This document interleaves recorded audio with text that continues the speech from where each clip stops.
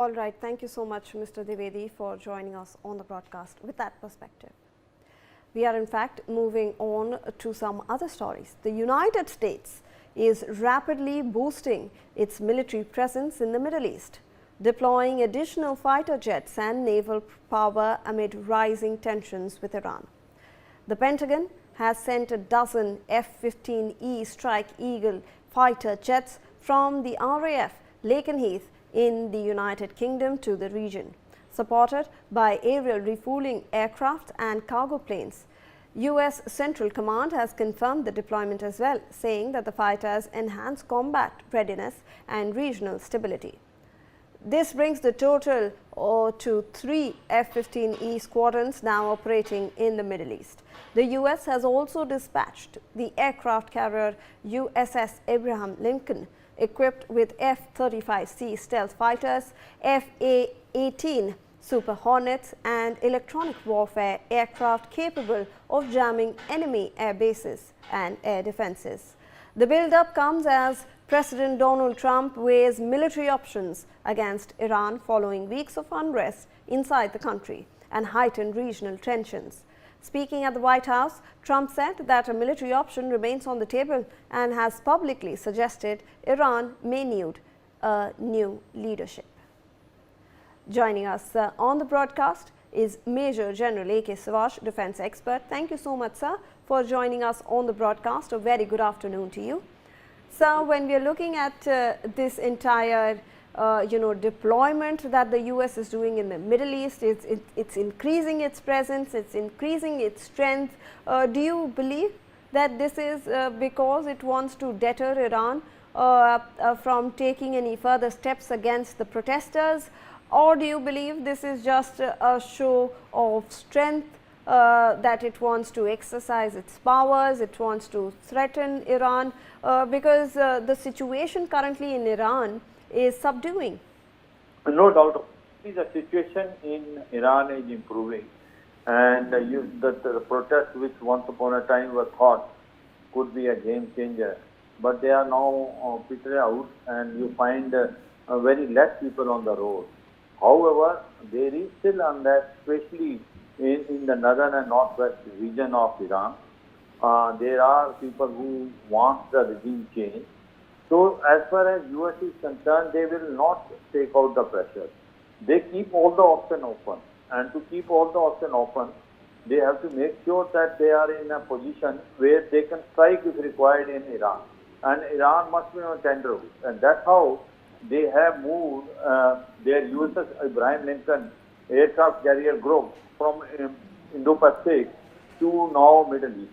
So in case of requirement, they can strike from there. This has F-35, F-18 Hornets, about 5,000 troops, and all bases which are there in Middle East of US, they are also on the high alert. So a tremendous pressure is being put on Iran. Now this pressure has got three, four issues which are there. One is they want that Iran, in case if it comes out also of this problem of protest, it could able to sign the nuclear deal with US on the US terms.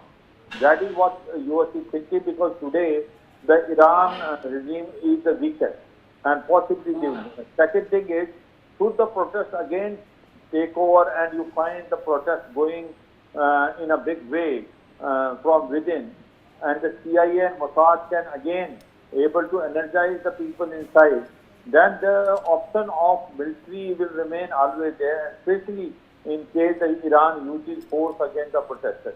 So therefore, it basically aim is to put pressure tremendous on Iran. Second thing, keep that option open if required. They can use force against Iran. Third thing is that they must put so much pressure on Iran that if there is a nuclear deal, the nuclear deal is signed on basically favoring US. And since the Iran today is weakest, the regime is not able to handle economic crisis, political instability, and since they are not able to now survive, possibly they may accept the terms and conditions given by US. So overall, it's a multi-pronged strategy which adopted by US to not let out the regime come out of whatever was the challenge they were feeling, especially about the protest. Sir, do you see an imminent military action by the US if the situation escalates further, sir? Because it's involved in Greenland as well. You know, my point is that the only predictability about Donald Trump is that he's unpredictable. No one can say what will be next step. When the whole focus is toward Greenland and you are trying to convey that in Greenland, the US will try to take it by hook or crook. It has already given that impression. All of a sudden, he will do something on Iran. That is possible. But he will only do in Iran once he is very sure that he is already taken care of Abraham Lincoln coming here. It will take about another 2-3 days to reach to Middle East. If bases are ready, F-35, F-22 in Doga are ready. It's basically missiles are ready as far as the submarines are concerned. When he is already prepared, when this diversion of attention towards Greenland, he can strike on Iran. But Iran, he has to take into consideration that Iran is not like Venezuela. Iran will strike back, and Iran will strike back on the basis of UN in Middle East. They are all Qatar, Oman, and also UAE, Saudi Arabia. They all are saying they don't want this war, and so is the Israel, because Israel, the defense system, Iron Dome system, is also become weak. So Iran is going to strike back, and that is the fear and danger which the US is having it today. Whether it's Israel or whether it's a Middle East country, Muslim country, they all are putting pressure on Donald Trump not to physically attack Iran. But let's see how things unfold. But certainly, US will not leave this opportunity, at least in case if they sign a nuclear deal in future and possibly back-channel diplomacy is going on, it is signed in the terms advocated by the US, not by the Iran. But attacking on Iran, it has to think many times, because Iran is not a small force, and especially its missile force is too powerful, including hypersonic missile. It will create a problem in Middle East as well as against Israel. Absolutely. Thank you so much, General, for joining us on the broadcast with that valuable perspective. With that, we are wrapping up this bulletin. We'll see you on the other side.